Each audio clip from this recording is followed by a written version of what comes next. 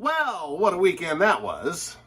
Crappy as it was on Friday because it rained all day. Not even a hard rain. It was just enough to piss you off because you couldn't fly shit. But we got up there Wednesday. A couple of guys were already there before we got there.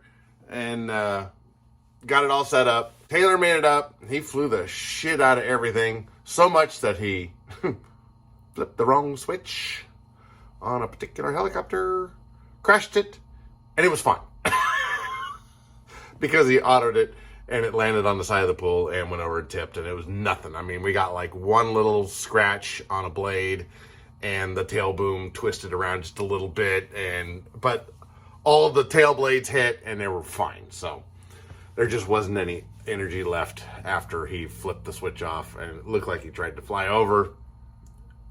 Long story short, it flew just fine after we got it looked at. Dan had made it up and got the A-Star, not the EC, it's A-Star, AS350.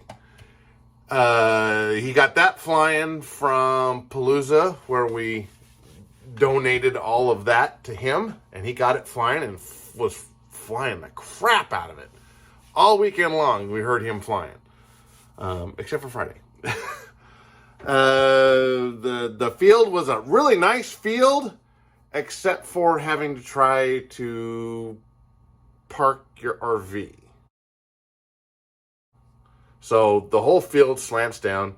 You'll see in some of the videos that I've done where I got a stack probably about 1.5 feet high of wood underneath one side of my trailer to get it level.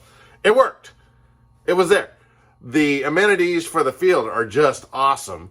They have a little clubhouse there. They got a fireplace inside, so we were warm when it was raining all day Friday. I did a 50-50 raffle, and I'm really surprised that people don't know what a 50-50 raffle is. In case you don't know what a 50-50 raffle is, you sell tickets. Mine were $1 a piece. You got 6 for $5. You got 12 for $10. We pulled in $120 off of that, so the prize was $60 to the winner, and then another $60 to the club as an extra nicety. So, and then we made another $160 on camping fees from the donations that people made for the camping. So we gave an extra $220 to the club for letting us be there, on top of the $300 I paid for the field. And they were just like, oh no, $300 is fine. No, there's a little extra. The pits had a cover over at least 3/4 of it, and had lights, had electricity at each spot. We had enough power pretty much for everybody to be plugged in with their RVs, except for a couple that were parked way up high on a really flat plateau area. But everybody made do. They had generators or they had stuff, and, it was a good time with people. This is what it's really all about. Flying the helicopters and doing demos and dipping buckets, and that part of it is just the icing on the cake to having everybody come up and being able to say hi, give them a hug, flip them off, tell them you love them, and just have a good time. So that was the main reason for this event.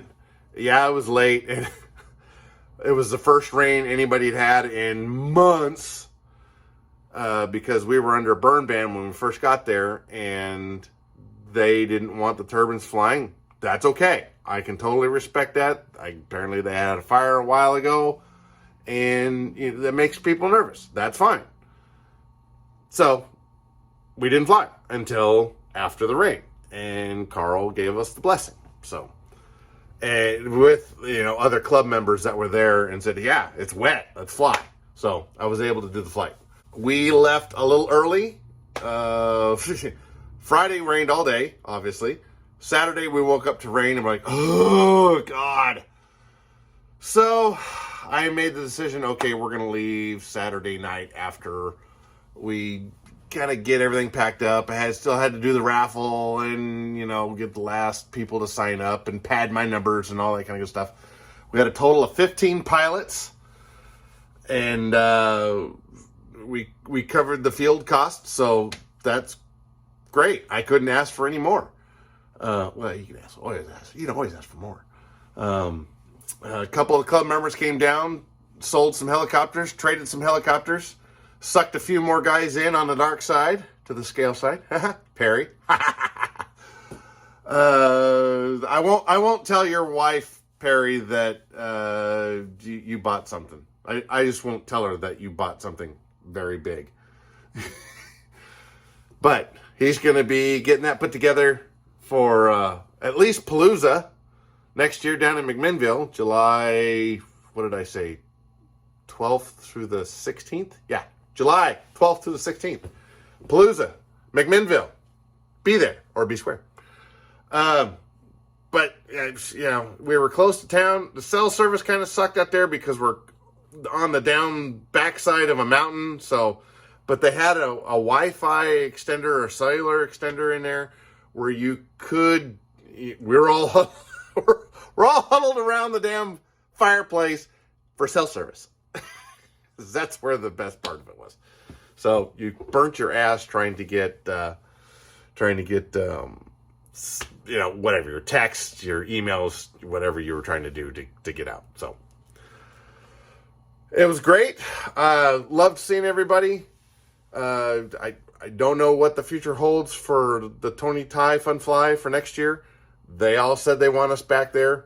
We'll see. But for now, thank you guys for coming. Thanks for putting up with the rain. Thanks for putting up with me. And we'll see you guys all next year, at least for Palooza. HSM is in the second week in May. Come on down to that one. And then any of the others that we can get out and get to and have some fun. Yeah. All right. Now is the building season time. So we'll be working on that thing. And I'm not even going to say it. You all can say it. Where's paint? You'll see paint on it when you see paint on it. That's all I'm going to say about that. All right. Get out there and build something.